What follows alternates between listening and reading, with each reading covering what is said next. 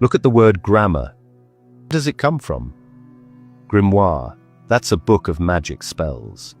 The structure of language, grammar, was originally understood as a magical system.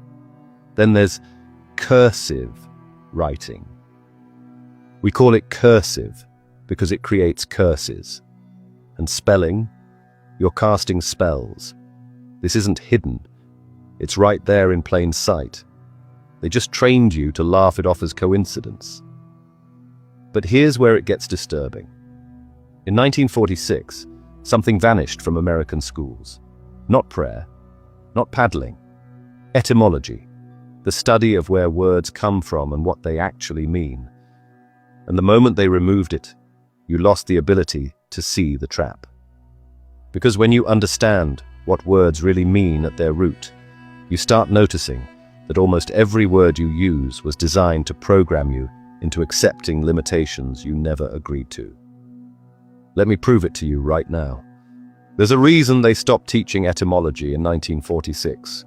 Before that, every kid learned to decode words, to understand the hidden programs inside language.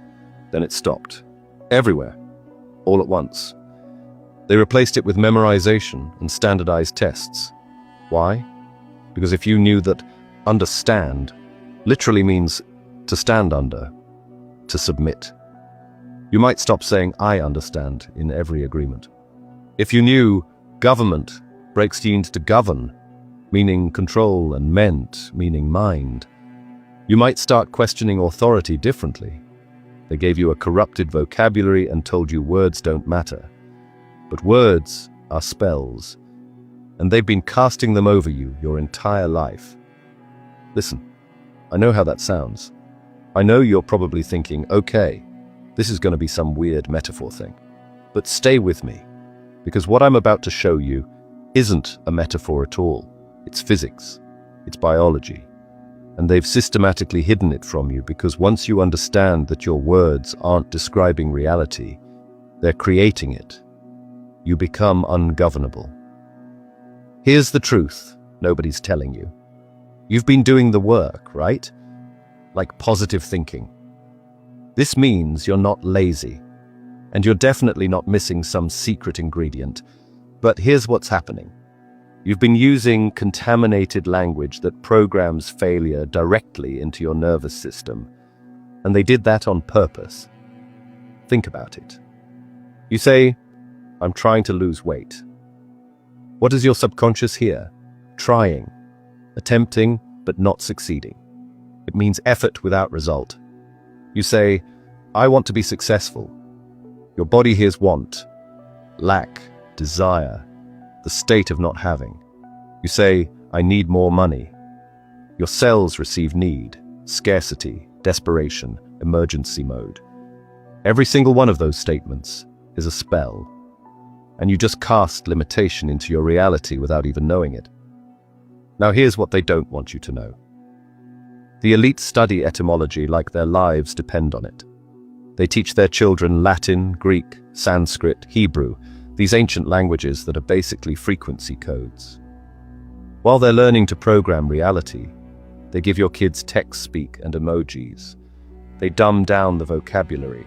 They remove etymology from schools, and they tell you the biggest lie ever told. Sticks and stones may break my bones, but words will never hurt me. That's not protection. That's programming you to dismiss the most powerful force in your reality. Words aren't neutral. I need you to understand this. They're not just communication tools, they're technology, frequency technology. Every word you speak creates an electromagnetic signature. Problem is, nobody told you that thoughts don't create reality. Words do. Because thoughts are made of words, right? You can't think without language. And if your language is corrupted, your thoughts are corrupted, which means your reality is corrupted. It's that simple.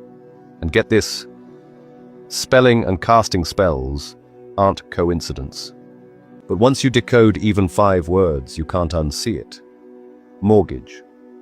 Mort means death, like mortal mortuary.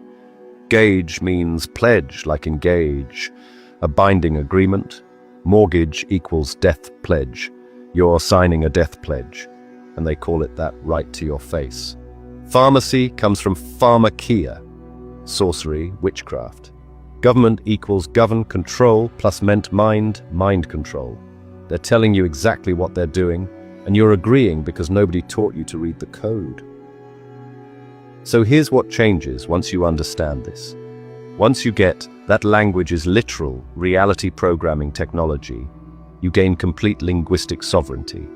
You stop speaking unconsciously. You stop signing invisible contracts. You stop casting limitation spells over your own life. You reclaim the creative power they've deliberately hidden from you. This isn't about positive thinking. Positive thinking is surface level. It's like putting a band-aid on a bullet wound. This is about understanding that you are a frequency generator broadcasting electromagnetic signatures every second. And language is how you tune that frequency. Some people manifest easily, and listen, it's not because they're more spiritual or more blessed. They just understand that every sentence is a contract with the universe, and the universe always says yes. Why decode language when you can just memorize what they tell you it means, right? Just trust us. This word means this. Don't ask where it came from. Don't ask what the roots are. Just memorize it and move on. This was coordinated.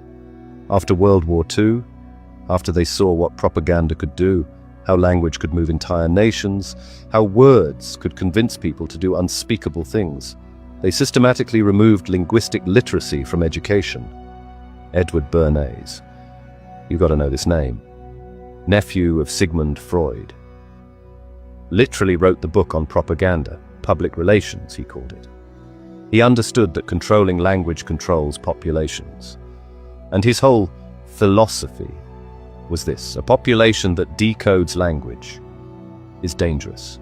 A population that understands etymology asks too many questions. They see through the manipulation. They recognize the spells being cast.